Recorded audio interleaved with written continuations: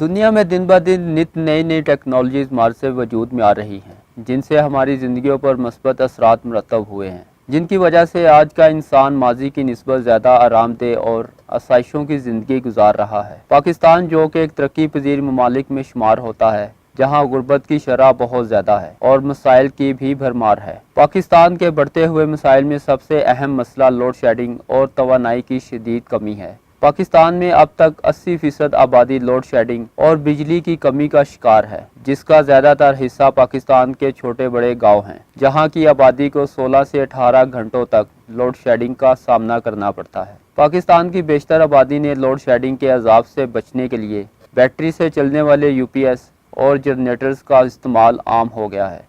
کیونکہ U P S system battery سے چلتا ہے اور بیٹری چلنے کی عمر زیادہ سے زیادہ 1 سال تک ہوتی ہے، اس لیے اس کا استعمال اب پہلے سے کم ہوتا جا رہا ہے، جبکہ جنریٹرز قیمت میں خاصے مہنگے ہوتے ہیں، اس لیے ہر انسان اس کو افورڈ نہیں کر سکتا۔ پاکستان میں پچھلے چند سالوں سے ایک نئی ٹیکنالوجی سولر سسٹم متعارف ہوا ہے، جو کہ شمسی توانائی سے بجلی پیدا کرتا ہے اور سال ہر سال اس سے فائدہ اٹھایا جا سکتا ہے۔ شمسی توانائی کی مقبولیت ملک میں بتدریج بڑھتی جا رہی ہے اور ہر شعبہ زندگی اس کو اپنا رہا ہے۔ گرڈ کی بجلی، جس کا بیشتر حصہ پانی اور فیول سے بنتا ہے، مہنگی ہوتی جا رہی ہے۔ پاکستان میں سورج کی تپش بہت زیادہ ہوتی ہے اور ماہرین زور دے کر کہتے ہیں کہ پاکستان میں سورج کی ریڈیشن اور درجہ حرارت کا موازنہ جرمنی سے کیا جائے تو پاکستان میں سولر پینل سے 33% زیادہ بجلی پیدا کی جا سکتی ہے۔ جرمنی میں رواں سال مئی میں شمسی توانائی سے 45.5 میگا واٹ بجلی پیدا کی تھی۔ بجلی بنانے والے سولر پینل کو پی وی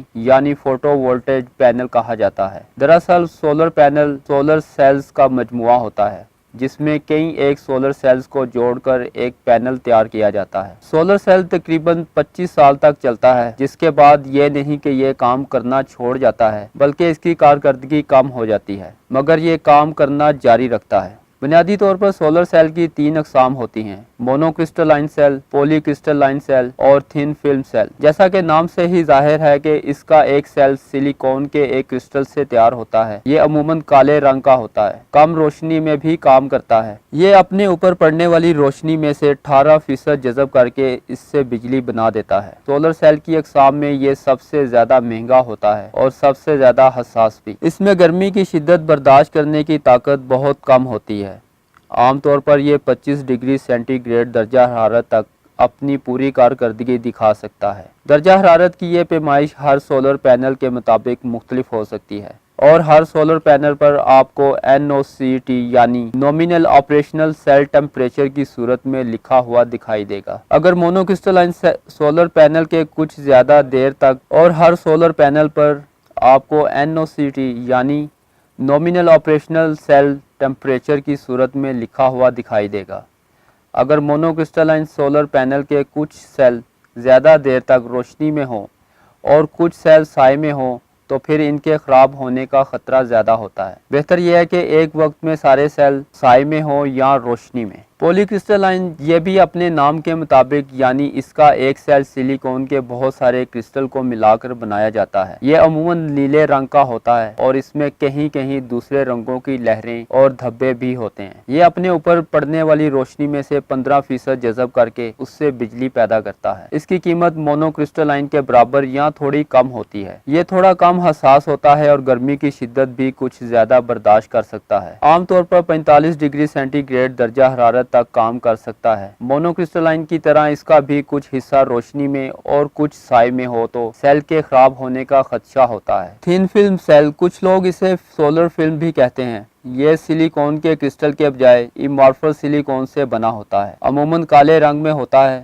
یہ اپنے اوپر پڑنے والی روشنی میں سے 10% جذب کر کے اس سے بجلی پیدا کرتا ہے اور یہ سائز کی مناسبت سے سب سے کم بجلی پیدا کرتا ہے۔ یہ سب سے سستا ہوتا ہے اور اس میں گرمی کی شدت برداشت کرنے کی طاقت بھی سب سے زیادہ ہوتی ہے۔ اس کا بڑا فائدہ یہ ہے کہ مونو اور پولی کی طرح اس کا کچھ حصہ روشنی میں اور کچھ حصہ سائے میں یا اندھیرے میں ہو تو تب بھی یہ خراب نہیں ہوتا۔ اس پیمائش سے جیسے جیسے درجہ حرارت زیادہ ہوتا جاتا ہے، بڑھنے والی ہر ڈگری کے حساب سے اس کی کارکردگی متاثر ہوتی جاتی ہے۔ درجہ حرارت کی وجہ سے کسی سولر پینل کی کارکردگی کتنی متاثر ہوتی ہے، یہ سولر پینل پر لکھا ہوتا ہے۔ اگر کسی سولر پینل کا NOCT 25 ڈگری سینٹی گریڈ تک ہے اور ٹمپریچر منفی 0.48% ہے تو 25 ڈگری سینٹی گریڈ تک یہ بالکل ٹھیک کام کرے گا، لیکن جب درجہ حرارت زیادہ ہونا شروع ہوگا تو 25 سے اوپر والی ہر ڈگری کے ساتھ سولر پینل کی کارکردگی متاثر ہوگی۔ سولر پینل کو پاکستان کے تناظر میں دیکھیں تو میدانی علاقے جن کا درجہ حرارت گرمیوں میں زیادہ تر 35 سے 45 ڈگری سینٹی گریڈ تک ہوتا ہے، ان کے لیے پولی کرسٹلائن بہتر ہے۔ وہ علاقے جہاں ضرورت سے زیادہ گرمی ہوتی ہے اور درجہ حرارت زیادہ تر 45 ڈگری سینٹی گریڈ سے اوپر رہتا ہے، ان کے لیے تھن فلم بہتر ہے۔ زیادہ تر شمالی علاقہ جات یعنی ٹھنڈے علاقوں کے لیے مونو کرسٹلائن بہتر رہتا ہے۔ عام میدانی علاقوں والے حضرات پولی کرسٹلائن سیل لگوائیں، اور جو لوگ ٹھنڈے علاقوں میں رہتے ہیں ان کے لیے مونو کرسٹلائن بہترین رہے گا۔